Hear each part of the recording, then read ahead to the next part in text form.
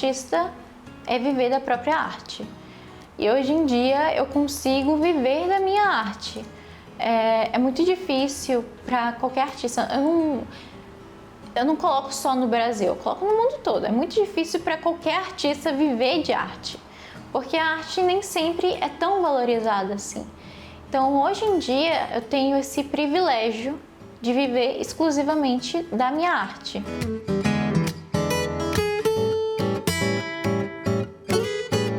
Com apenas 21 anos, Maria Zontes traz uma bagagem profissional extensa na encadernação com arte. Capas de livros modificadas se tornam verdadeiras molduras. E ela já soma mais de 1 milhão de seguidores no TikTok e 150 mil no Instagram. Vamos conhecer essa história?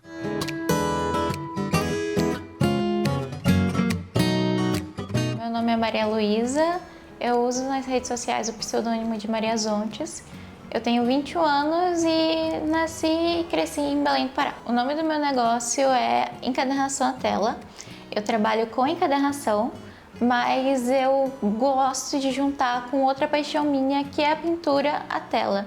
Então, eu denominei que seria Encadernação à Tela. Hoje em dia, eu vendo mais para fora do Pará, porque o meu público é direcionado para fora. Então, é muito raro vender para cá. Geralmente eu vendo mais para outros estados e também para outros países.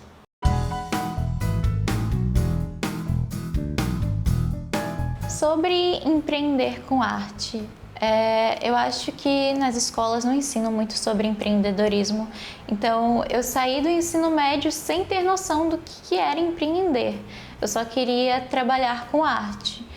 E depois de um tempo eu percebi que eu teria que ser uma artista independente e para isso eu ia ter que aprender mais sobre empreendedorismo. E conforme eu fui estudando mais sobre isso, eu percebi que eu gostava também dessa questão de empreender através da minha arte e foi então que eu comecei.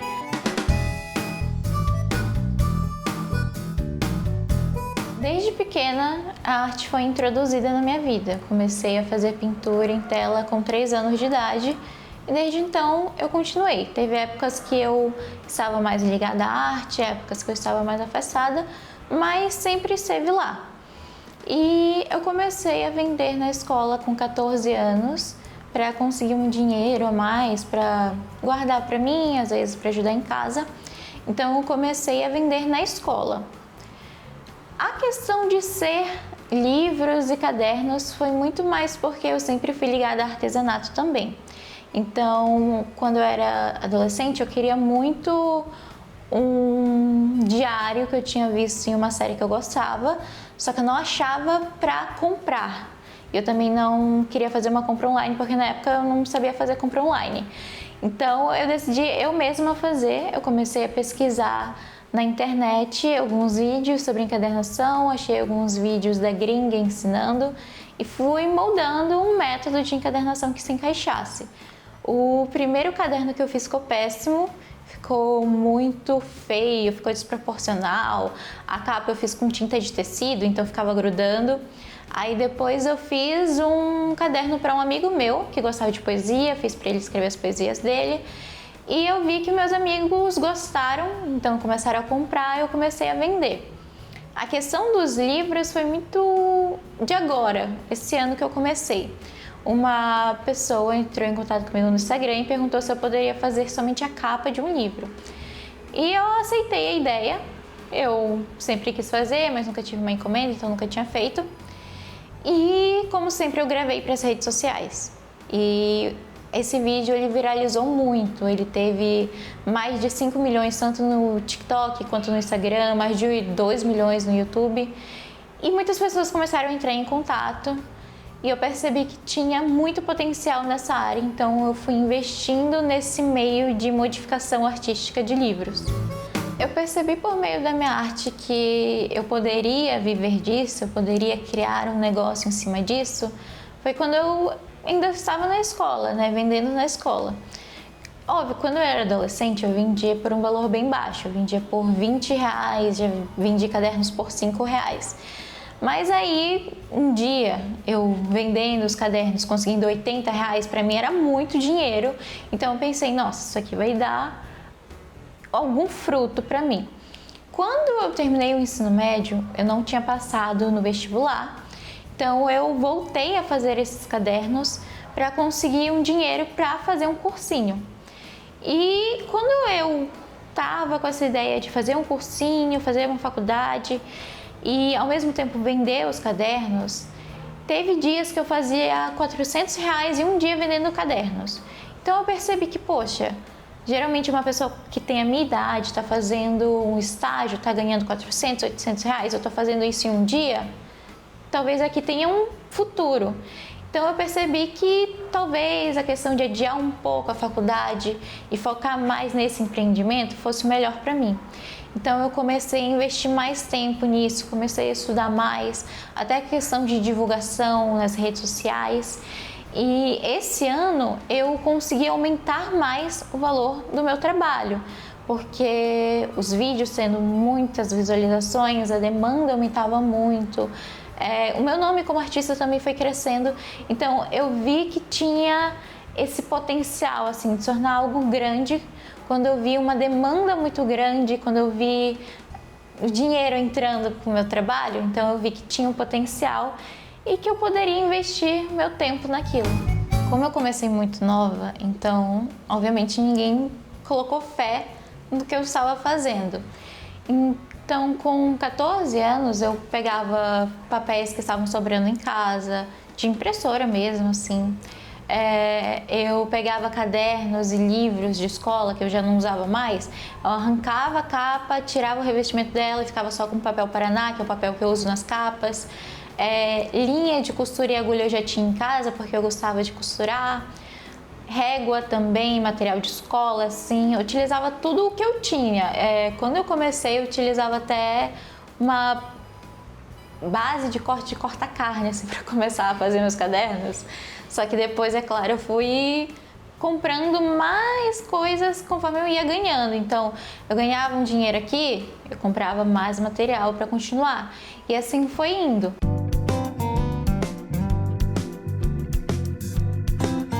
Tem uma coisa assim, um bichinho na minha cabeça que é uma síndrome do impostor. Então, como eu comecei a fazer minhas primeiras encomendas para amigos, eu sempre pensava que era uma caridade deles, assim, ela tá fazendo algo aqui, eu vou ajudar.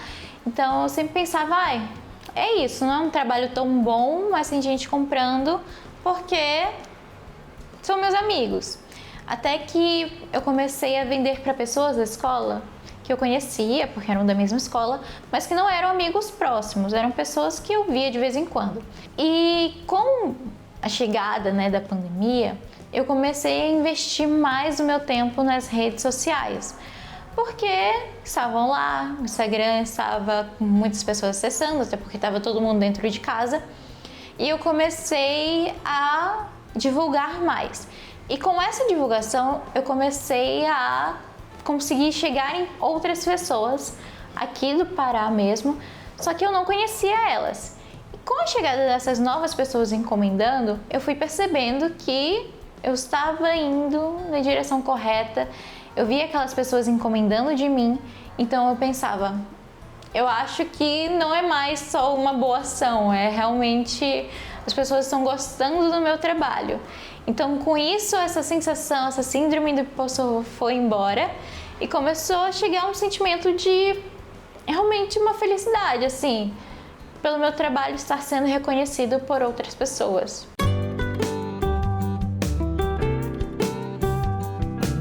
Os meus desafios para que eu aprimorasse minhas técnicas artísticas foram justamente ter acesso a esses ensinamentos.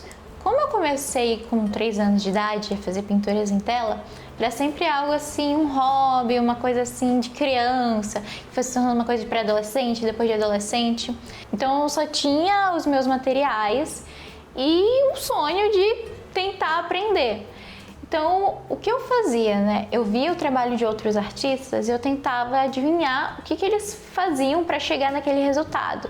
Com a internet eu via muito processos, As pessoas começando uma tela do zero, então eu tentava copiar aquilo que a pessoa estava fazendo para conseguir melhorar um pouco nos meus estudos. Com a encadernação, eu comecei pesquisando no YouTube mesmo e eu vi vários vídeos de gringas ensinando a fazer, só que não tinha tradução, eu não sabia inglês direito, então eu vi, ela tá fazendo uma costura assim, eu vou tentar copiar, não saía igual, mas eu ia tentando fazer. Isso foi bom de certa forma, porque assim eu fui criando a minha própria técnica. Os maiores desafios realmente foram ter acesso a isso.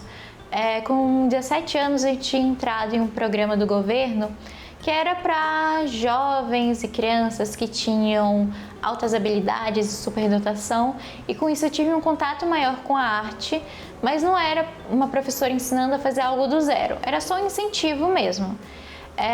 E com isso eu fui aprimorando, mas sempre foi muito por conta própria. Eu nunca tive alguém, um mentor para me ajudar. Eu percebi que o meu trabalho estava começando a ser reconhecido através mesmo das redes sociais, porque eu sempre fui uma pessoa muito no meu mundo, assim, nunca fui de sair de casa, nunca fui de interagir com muitas pessoas. E quando veio a pandemia, aí mesmo que eu me tornei uma pessoa excluída de tudo e de todos. Eu sempre gostava de estar no meu canto, no meu ateliê, fazendo o meu trabalho.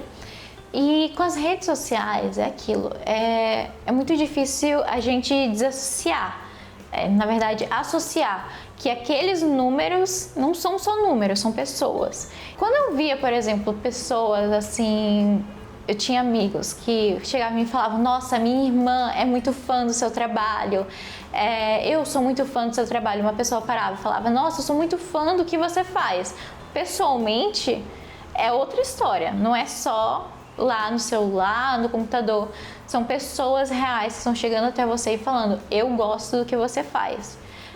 Recentemente eu fui em um evento com o meu namorado e nós estávamos conversando com um casal, e o rapaz ele começou a comentar que tinha uma pessoa que ele via na internet que fez um cenário no livro de Harry Potter, fez N coisas no livro, e eu comecei a perceber semelhanças com o trabalho que eu fazia. Eu perguntei: não é esse trabalho aqui? Ele: é esse trabalho, eu não acredito que é você. Então, era uma pessoa que acompanhava o meu trabalho nas redes sociais, me vendo pessoalmente. Quando a gente vê que são pessoas reais, cai a ficha e você começa a perceber: nossa, eu tô conseguindo aqui um reconhecimento.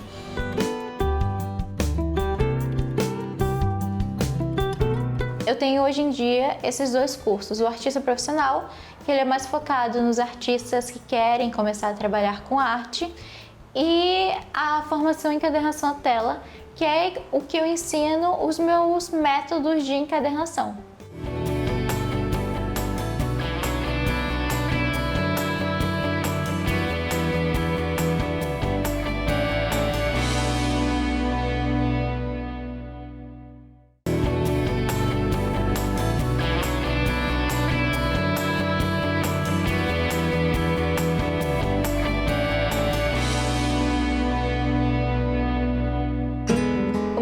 Desafio no início do meu negócio como artista, e eu acho que é o maior desafio para todos os artistas, é ter realmente a arte dele valorizada, fazer com que as pessoas valorizem aquilo que ele está fazendo. Quando eu comecei, eu tive essa dificuldade, até porque eu não tinha conhecimento sobre como mostrar para as pessoas o valor do meu trabalho.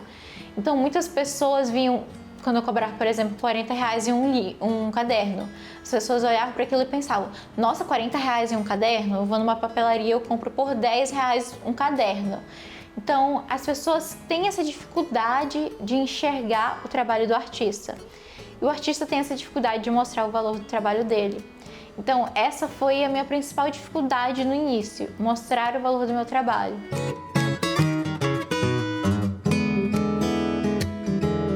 O cliente ele sempre chega com um livro que ele quer alterar.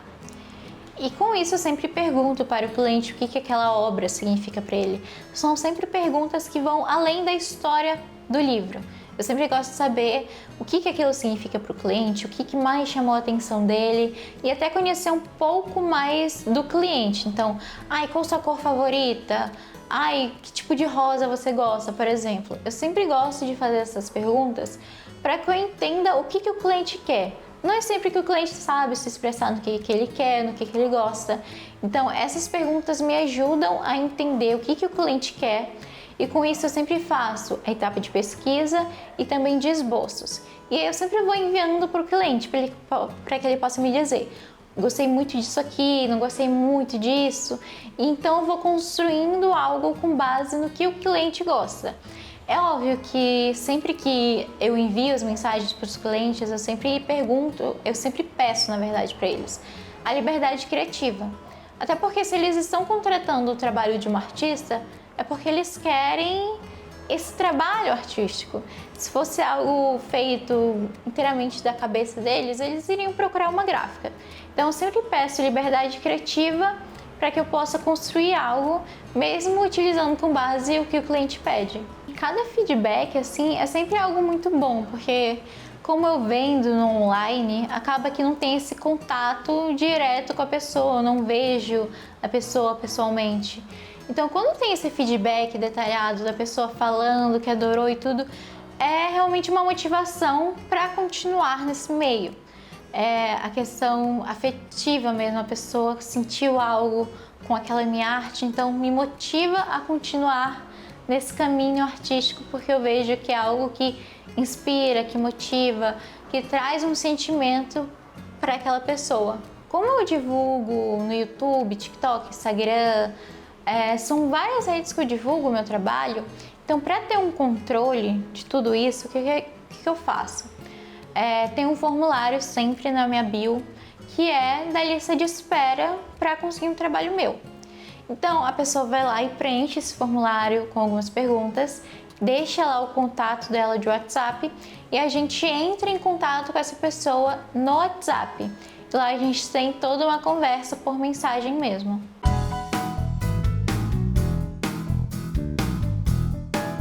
O tempo em média que leva o meu processo artístico varia um pouco de obra para obra, mas geralmente eu dou um prazo de 2 a 3 meses. Leva esse tempo muito mais pela questão de pesquisa, a questão de estudo e a questão criativa. Eu gosto de entender a obra para que eu possa definir o que eu vou fazer nela. Além disso, tem toda a questão de processo mesmo, mão na massa. Então, a cola demora muito para secar, uma pintura em aquarela demora muito para secar, a tinta acrílica leva o seu tempo também para secar. Então é um processo demorado, porque é realmente um trabalho muito pensado. São vários elementos. Um livro ele não conta só uma história, ele conta várias histórias, então preciso juntar o que vai no livro e o que não vai, o que eu vou representar e o que eu não vou. Então tudo isso leva um tempo. O trabalho criativo ele leva um tempo, também o processo de criação leva um tempo também.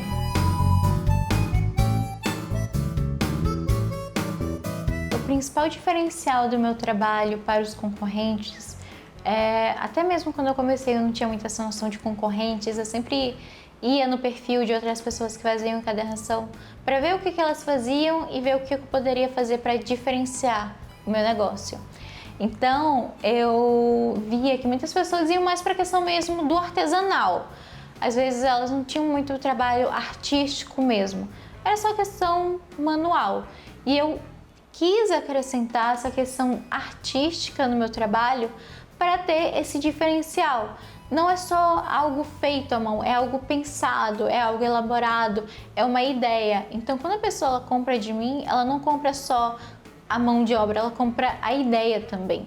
Então toda a parte de pintura, toda a parte artística acaba valorizando muito e acaba diferenciando muito o meu trabalho de outras pessoas.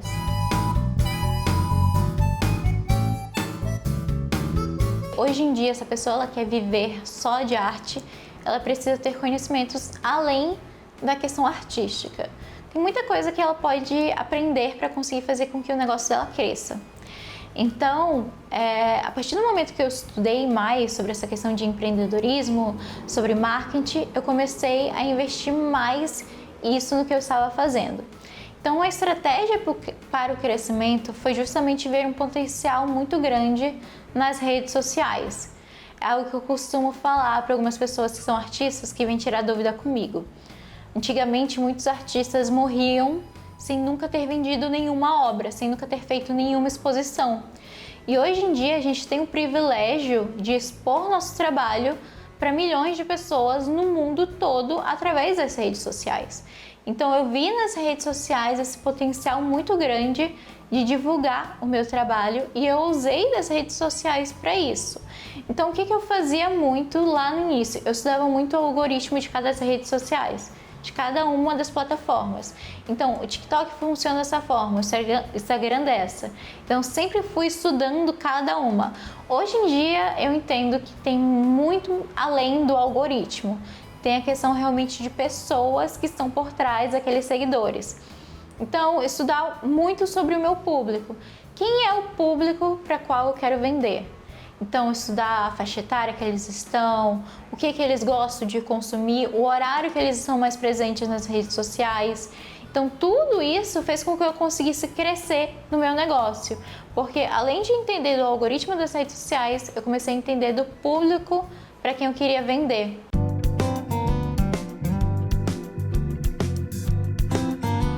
Considero que a virada de chave do meu negócio, como eu comecei lá na adolescência, começou sendo algo mais simples, algo que era só um dinheiro a mais, depois se tornou uma renda extra e depois se tornou realmente o meu negócio mesmo, o meu trabalho. Eu considero que a virada de chave foi lá em 2021. Por quê? Porque antes eu não tinha muito conhecimento sobre negócios. E como eu tinha começado nas redes sociais, acaba que marcas entram em contato. E a partir do momento que marcas entram em contato para você fazer um trabalho para eles, é sempre aquilo. Eles pedem o CNPJ, eles pedem a nota fiscal, eles pedem toda uma questão burocrática. E nisso, somado ao meu trabalho de encomendas, eu vi aquela necessidade de criar um CNPJ, de começar a pagar por isso, de começar a dividir o meu dinheiro, o que é o pessoal, o que é o meu dinheiro de trabalho. Tudo isso para que eu tivesse esse controle.